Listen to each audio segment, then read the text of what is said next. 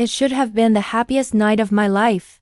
The one moment where all the long hours, the years of doubt, the sacrifices finally made sense. My name is Evelyn Carter, and for as long as I can remember, I've been chasing one thing: my family's approval. Every goal, every win, every step forward. I thought one day it would make them proud. When I opened my event studio in downtown Denver, I truly believed this was that day. I planned the grand opening down to the smallest detail. Gold banners, soft lights, champagne glasses etched with Carter & Co. Because I wanted it to feel like ours, not just mine. I sent invitations weeks in advance. Everyone said they'd come: my parents, my brother Nathan and his wife Lila, even my sister Megan, who barely texted back. Her "we'll see" should have been a warning. I didn't listen. The night arrived. Snow dusted the streets, and a sign above the glass doors glowed. Guests poured in. Laughter filled the room. Cameras flashed. Everyone was there except the people who mattered most. I kept glancing at the door, waiting for them to walk through. 8 o'clock, nothing. 9 o'clock, still nothing. I told myself they were running late. Then Jamie, my assistant, walked up, holding her phone like it was bad news. She whispered, "Eve, your brother just posted something." It was a photo of my whole family, sitting in a restaurant uptown. Candles, smiles, wine glasses raised. The caption read, "Family dinner night, couldn't ask for better company." The timestamp was the same minute I was standing on stage thanking my guests. I felt the room spin. The laughter faded, replaced by a silence only I could hear. I smiled for photos, I toasted with strangers, but inside I broke. That night, my dream turned into the coldest betrayal. The next morning, I tried to convince myself it was a misunderstanding. I called. No one answered. I texted, delivered, seen, ignored. Finally, I drove to my parents' house. The air inside felt heavy. My mother looked up from the counter and said, "Oh, Eve, you're here early." My father appeared calm and distant. "Big night," he said. "Look nice." Look nice, two words that meant nothing. I asked why they hadn't come. He said, "Nathan planned something last minute." I said, "You mean the dinner you posted online?" He sighed. "Evelyn, don't make this a thing."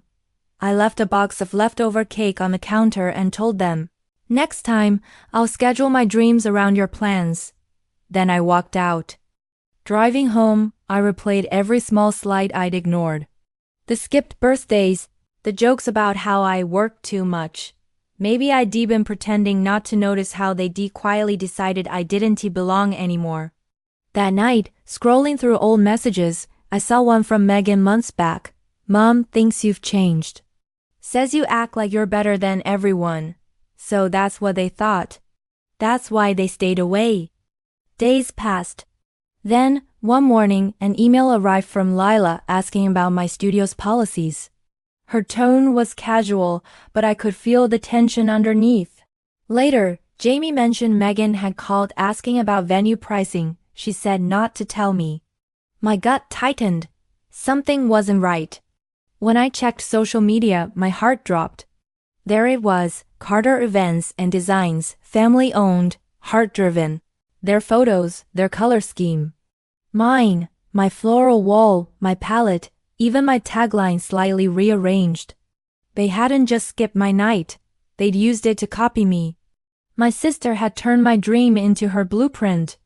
My phone buzzed with clients tagging them, saying, "Loved your touch at Eve's launch." She's stolen not just my work but my identity. I visited Nathan. He looked nervous. When I asked about it, he said, "Eve, don't make this ugly. It's just a family thing." A family thing. The words burned. I realized they'd been setting this up for months, twisting stories, painting me as distant, while building their own version behind my back. The betrayal wasn't about business, it was about erasing me. But they made one mistake. They thought I'd stay quiet. I didn't scream. I didn't post. I planned. Revenge didn't mean destruction. It meant truth. I started contacting vendors, politely clarifying who owned what designs. I sent calm, professional messages. Just wanted to make sure there's no confusion about my brand assets. Within a week, 3 vendors pulled out of their deals with Megan's company. Then I planned my next showcase, the Night of Truths. I invited everyone, including my family. If they wanted to compete, they could. But this time, I made sure the truth stood on its own. The night arrived. The hall filled with light and anticipation. I began my presentation not about rivalry, but about inspiration, history, authenticity. Slide by slide, I showed the evolution of my designs, dated sketches, contracts, and original signatures. When my floral wall appeared, the audience whispered. They recognized it. They'd seen it before in my sister's ads. I didn't have to accuse anyone. The silence in the room did it for me. When it ended, people clapped. Reporters asked for interviews.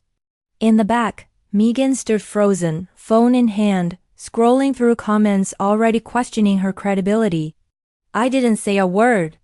That night, she texted, "You didn't have to do that." I replied, "Neither did you." Then I turned off my phone and went to sleep. For the first time in months, I actually slept. By morning, the internet had done what it always does. Articles appeared, sisters or rivals. Family feud turns public. Comment sections filled with strangers debating loyalty and greed. Megan's business page turned off comments. Lila posted about haters. Nathan called, but I didn't answer. My mother, though, she did call. Her voice trembled when she said, "Evelyn, what did you do?" "Your sister's devastated." I said, "I told the truth." She said, "You could have handled it privately." I whispered, "So could she." That night, I parked outside their house but didn't knock. Through the window, I saw silhouettes moving, laughter dulled, tension hanging. I realized then, the family I'd been fighting for wasn't the one that existed anymore. A few days later, Megan showed up at my studio. She looked smaller, pale, her eyes swollen. "I didn't come to fight," she said. "I didn't mean for it to go this far." Her voice cracked as she confessed she'd only wanted Mom and Dad to notice her again, that every time they praised me, she felt invisible. I listened, and for a moment, I saw the scared sister I'd grown up with. "You could have come to me," I said. "We could have built it together," she nodded, tears spilling. "I was afraid you'd say no," I told her. "Maybe I would have. But at least it would have been honest." She promised to shut the business down. And she did. No posts, no announcements, just silence. But this time, the silence wasn't mine. It should have felt like victory, but it didn't. It felt like loss. Revenge always costs something. For me, it cost the family I spent my life trying to please. In the weeks that followed, I found a different kind of quiet. The kind that doesn't hurt.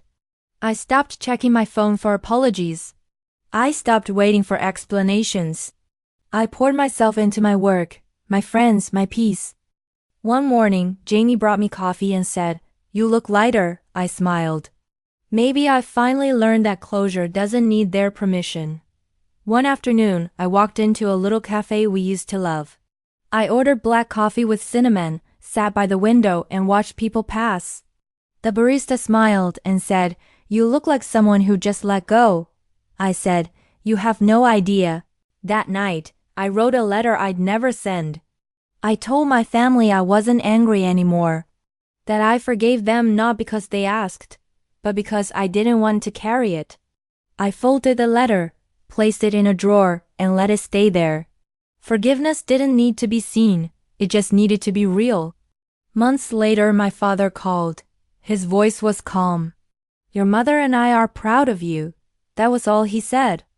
And somehow that was enough. Not to fix the past, but to start breathing again. Now, when I close my studio at night, I pause for a moment before turning off the lights. The walls are covered with photos of every event, every milestone, every design that's mine.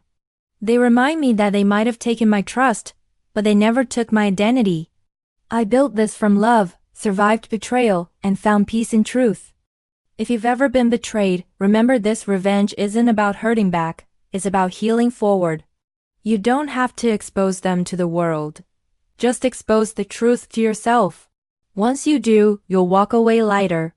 Because sometimes, revenge looks like peace.